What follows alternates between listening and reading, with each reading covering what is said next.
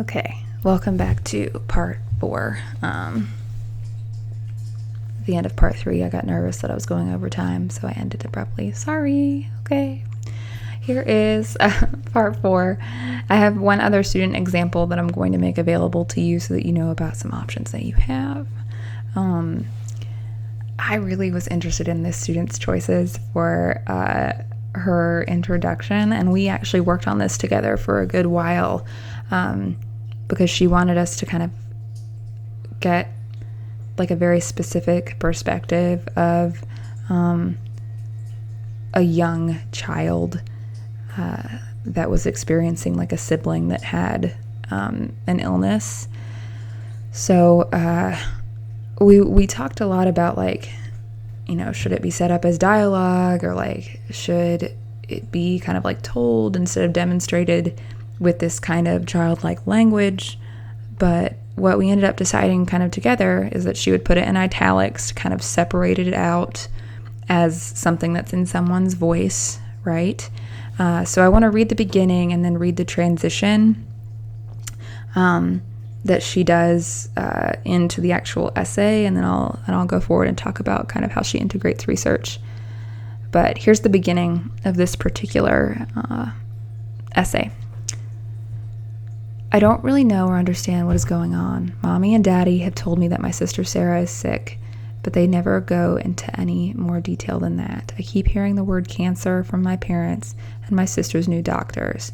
What is cancer anyway, and why does everyone keep saying it? I was told Sarah has to stay in the hospital for a while so the doctors can make her better, and Mom has to stay with her. Dad still has to work every day, so I had to move in with Grandma and Grandpa since I'm only 6. Some days would go by where I wouldn't see my parents or my sister, and it hurts as they couldn't make time to see me. When I do get up to go and visit everyone in the hospital, Sarah's room is always filled with new stuffed animals in baskets. How come she's getting all this stuff and all this attention, and I'm getting nothing? How come Mommy and Daddy have time for her and not me? Why does everyone keep asking me how Sarah is and not how I am doing? I just wish I knew what was happening so I could help Sarah get better and everything could go back to normal.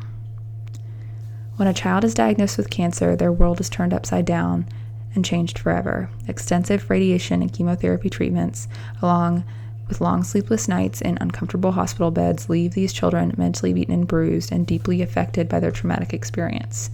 I know this because I am a childhood cancer survivor myself.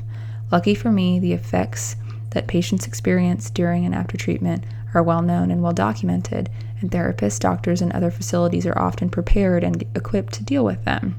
This is because when people think about childhood cancer, they usually only think of the sick child and the effect that he or she will have when in reality, everyone that is somehow connected to that child is going to be affected by this traumatic experience. How childhood cancer affects healthy siblings is often not thought about and is under-researched. I have a younger sister who was 6 at the time of my diagnosis. Because of her age, it was extremely hard for her to understand what was going on and why things were happening the way they were.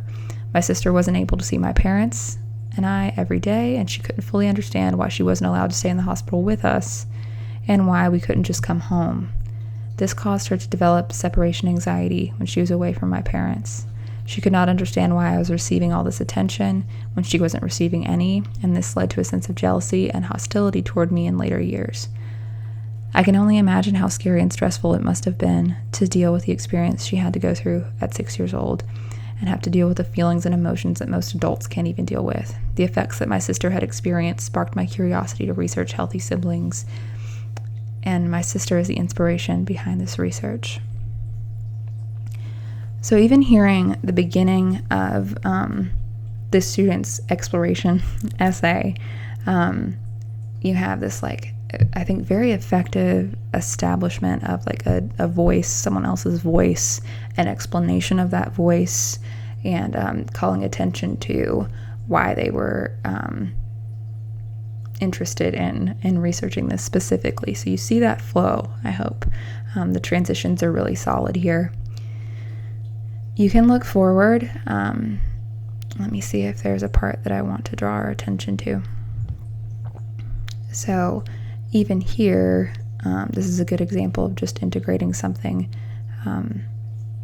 in terms of paraphrasing.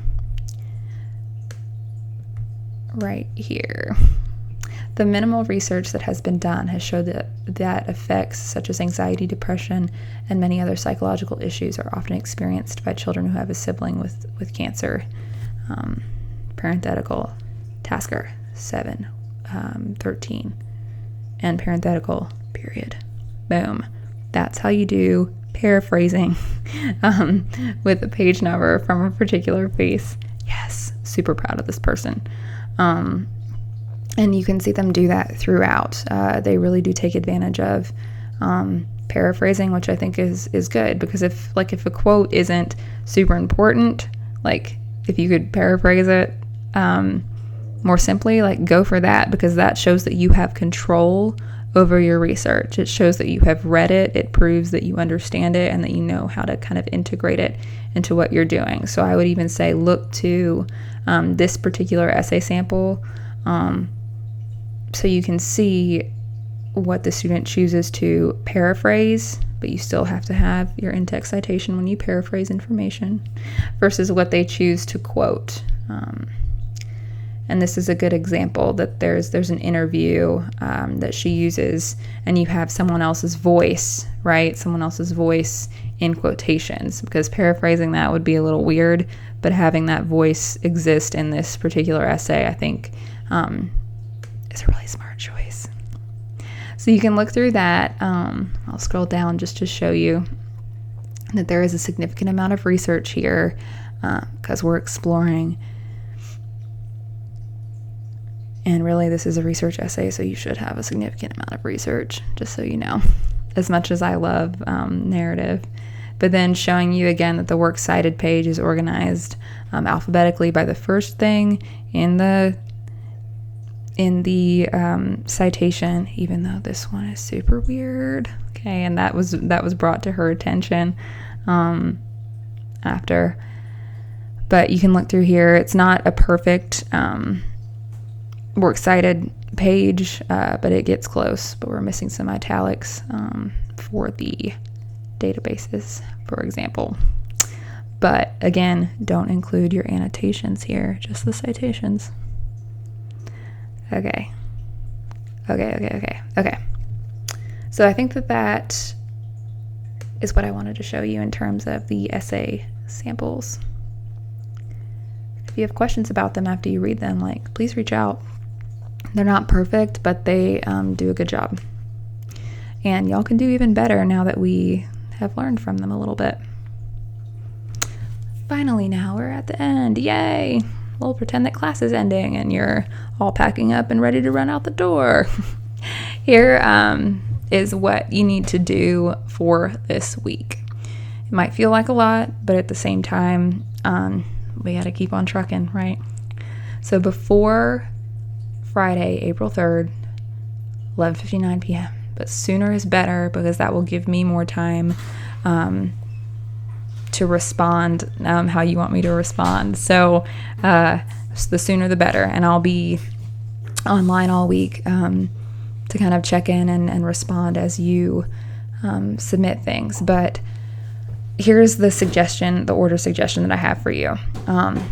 Focus on your outline at the very least first. Use the outline interpretation sheet and create an outline that isn't full of BS for your essay. I would say, if you're still working things out, it's okay. But no, at this point, you really do need to kind of force yourself to make some decisions, because we're nearing the end already, which is good. We just have a month left of this weird school that we're doing. So force yourself to kind of think through what you would potentially put in your essay. All right, so use those interpretations, those outline interpretations, whether you're exploring or arguing. The one thing that I really do want from everyone is I want you to demonstrate that you know how to set up quotations using your research. Okay, so I want to see that signal phrase introducing a quote, and I want to see some kind of follow-up after, because remember, I think I've said this before, and this is often an issue, is some people just have quotations floating in the middle, that if they read it out loud, it sounds like it's connected, but there's no syntactic connection. So make sure you have your quotes set up with at least so-and-so says, right? At the very least. And then some kind of follow-up. After you complete your outline at the very least, or if you want to do some kind of partial draft on top of the outline, I'll take it all. Or if you want to do an outline and then discussion board and then see if you can complete part of a draft, do that. But do your discussion board after you finish an outline, okay? After. So submit your outline, and then I would love for you to answer these 2 questions for discussion board points under week 12. What questions do you have after attempting your outline, at least? Like, what's on your mind that I still need to either address with you one-on-one or talk about in a lecture for next week? Like, what is plaguing you? What do you not know how to do, or what do you feel not super confident about? That's the first question. The second question that I really do need you to consider, and you can't just say, I don't care. You have to decide. In what way do you want to receive feedback from me on your outline or draft or whatever you turn into me by the end of this week, all right? Do you want written feedback, like me to put comments in what you're submitting? Do you want me to pre-record a video talking through like what's good and what's not so good and what to adjust and send that to you?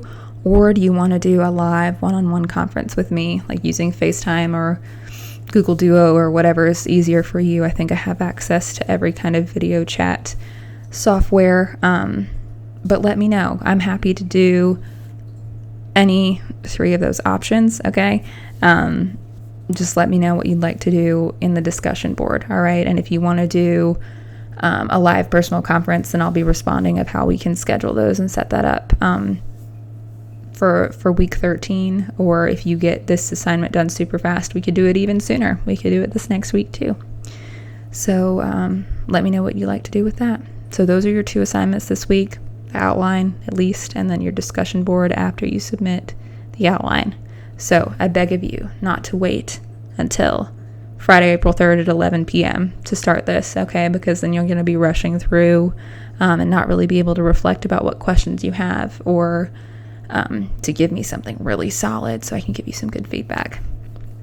Okay, that's all I have for you this week. And I'm just now realizing that I never changed this picture to something else. Wow. Oh well, it's fine. I'm just going to put my face over it now. I'm just going to pretend that wasn't there. Let me know if that bothered you to have the weird bug in the picture. Maybe it made you confused about what that was referencing. I don't know. Okay, as always, in your discussion board as well, like, still looking for kind of like the best COVID-19 memes, so feel free to include those because it gives us all a little joy to see that. Hope you're safe and well. Stay safe and well. And as always, text me or write me if there's anything I can do for you from afar. Hang in there. You got this. And I'll talk to y'all soon. Bye.